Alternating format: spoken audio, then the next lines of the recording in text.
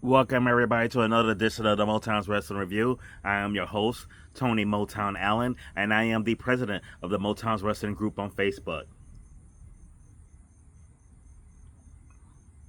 Before we move on to the review, because today I'm actually reviewing the NXT No Mercy pay-per-view from last night, though, but I want to give a special shout out to the First Lady of Motown's Wrestling Group from North Carolina, the fabulous Ty Nickerson. I just want to give you a shout out and let you know that I appreciate everything you do for the Motown's Wrestling Group. If you're in the group, you know she's holding things down. She's throwing her reviews in there as well. So make sure when she posts her video, not videos. Once she posts her reviews in there, make sure that you check it out and like it and leave your comments as well.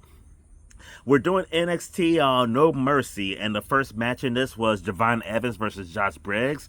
And I said it on the previous video when Javon Evans took on Sami Zayn in the open challenge. This kid does not have a bad match. Like he don't win many of them. Like his one loss record is not impressive, but he doesn't have a bad match though. I mean, I'm really impressed with him every time he goes out there.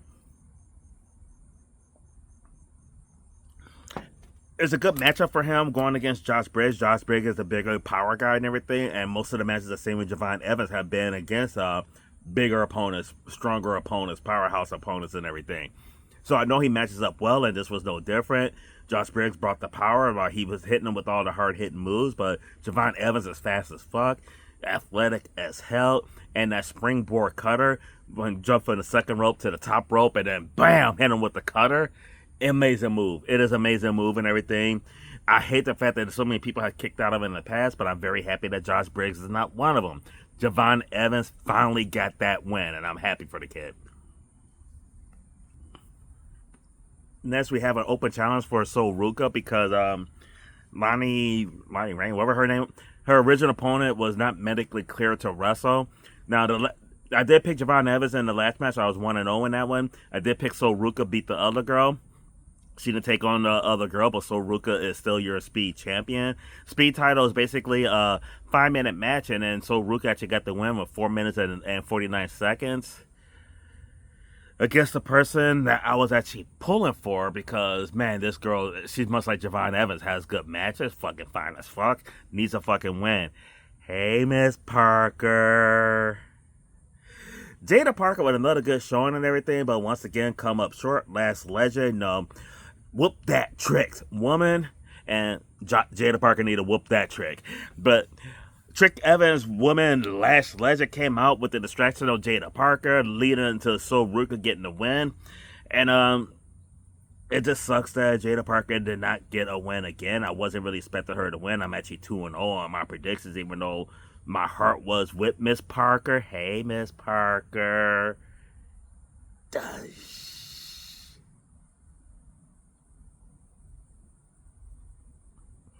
But overall, a pretty decent match. I gave this, overall, okay match. I mean, not really, it's as good as you could get in a 5-minute match. Like, I would have liked to seen them wrestle in a normal match with more time and everything to, like, put on a better match. So I think these speed matches are rushed matches, so I'm not really a huge fan of them. I gave this match a C. Javon Evans, though, and Josh Briggs, I gave that one an A-. I didn't get my rating on that one before I moved on, though, but this match was a C. Next, we have Jordan Grace, the Juggernaut, taking on Blake Monroe in a weapons cage match where they have little pink weapons all over this motherfucker. Everything from like a spatula to a fucking hair dryer and pink garbage cans. I mean, they just have pink weapons all over this thing. The really cool thing with this match, Blake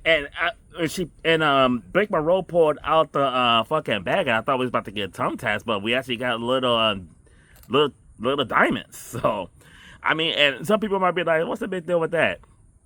Those little diamonds are like Legos. I mean, you ever step on one of them motherfuckers or land on, fall on one of them motherfuckers, that shit hurts like hell. So, don't disrespect the diamonds. The one thing I really liked about this match is I was watching with my girl and she got into it. Like, she was really, really into this match and everything.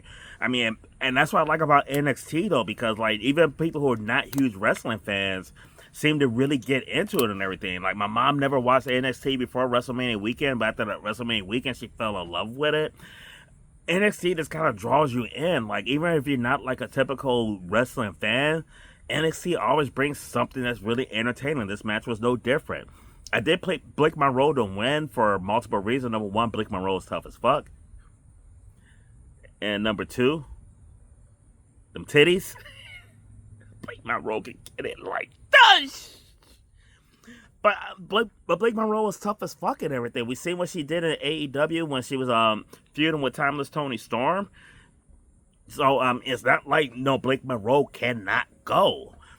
Very tough as fuck. This woman's tough as hell. Jordan Grace, she's the juggernaut and everything. Everybody know what Jordan Grace brings to the table though, but she's been taking a lot of L's. I'm actually kind of happy that Jordan Grace won. I didn't pick her, and I'm 2-1 on my predictions right now. But I am happy she won because Jesus Christ, that woman needed to win big time. And I gave this match a B+. Next up, we had Tavon Harris taking on Ethan Page, all ego himself. And I definitely want to hear your comments on this match, everybody that's seen it and everything, because for me, this match was just like, blah. I just wasn't really invested in it. It didn't catch my attention. This was a match that, like, it was like, okay, let me go get me another beer.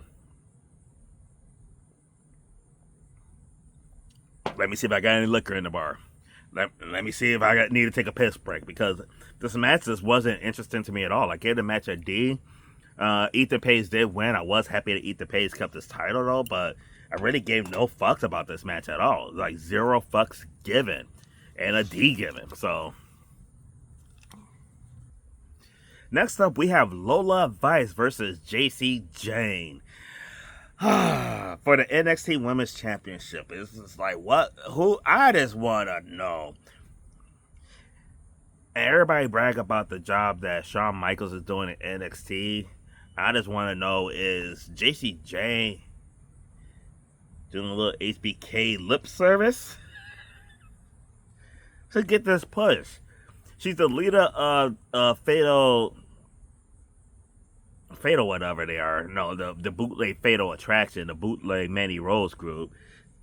They got her as the leader of the group, and the fact that she's the third best member in. She's really the fourth best. She's the fourth best member of a 3-man band. What is their fascination with her? Because she doesn't have the personality, she doesn't have the look, she doesn't have the charisma, she doesn't have the in-ring ability. I don't get why she's the fucking champion. And I'm not saying Lola Vice is the perfect person to be the NXT Women's Champion, but she's better than what you got right now. Lola Vice, at home in Miami, with all her family and friends there and everything.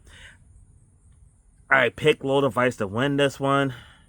I picked Ethan Page in the last one too. So up until that point, I was 3-1. This match actually dropped me down to 3-2 because JC Jane, with a lot of help, a lot of interference and everything. You know, she had Fallen Henry helping her, and then she got kicked out. She had a mysterious woman and all black help her out. Like, she had all the help in the world to get the fucking win in this match, and she's still your women's champion and everything. I mean, Lola Vice, you ain't got the tits that I really like, but that ass, I would do the smiley wiggle on that ass. That's for fucking sure. But JC Jane's still your champion. It's kind of bullshit in my opinion. I gave the match a B-. I mean, it was still a decent match, but I don't get the shit with JC Jane. And the main event, we got Obafemi taking on Ricky Saints for the NXT Championship. And if you saw my predictions, I did pick Big Obafemi to win this match. You got 200-pound Ricky Saints taking on the 310-pound dominant Obafemi, who's just been destroying motherfuckers left and right. Very, very good match. I mean, and even with the size difference and everything, you never really felt like it was like Ricky Saints was like outclassed, outshine, or anything like that in this match. I mean, you everything in this match was believable. I liked this match a lot and everything. Ricky Saints pulled off the win. I know a lot of people have been thinking that Opa's going to lose the title and get called up, but this kind of surprised me, though.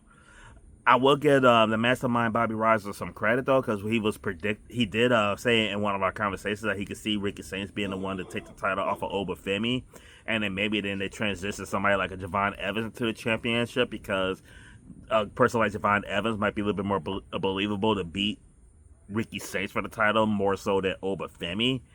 He could be onto something. We'll see. From the way they were talking, though, Javon Evans could be eyeing the X Division title in TNA right now instead, though. But I'm kind of interested to see where this goes with Ricky Saints and everything, though. I am. I'm very intrigued and very excited to see how this run goes for him. The kid got the ability, he's got the charisma, he got the mic skills and everything, though. So it's definitely not a bad pick in my opinion. But yeah, I'm excited to see where this goes. So.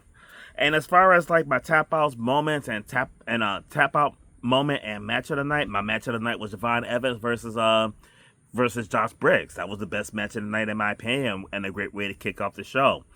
My tap out, in all honesty, was Tavion Heights and his match versus Ethan Page. I mean, I'm not sure if it's him or whatever or what it is though, but that I just could have really done without that match completely and everything. But without a doubt, the moment of the night was Ricky Saints winning the title. That was the biggest moment of the night, and I kind of like how they sandwiched like the best match with the best moment in this pay-per-view and had all your fillers in between. But overall, pretty decent show though. So that's all I have for as far as NXT No Mercy. I'm gonna let you guys get back to all day of football. Morning game in Dublin, Ireland, and we got our early afternoon games, our late afternoon games, and the Sunday Night Football. This is a football smorgasbord that I'm waiting for. So enjoy the rest of your day, guys, and I'll see you soon.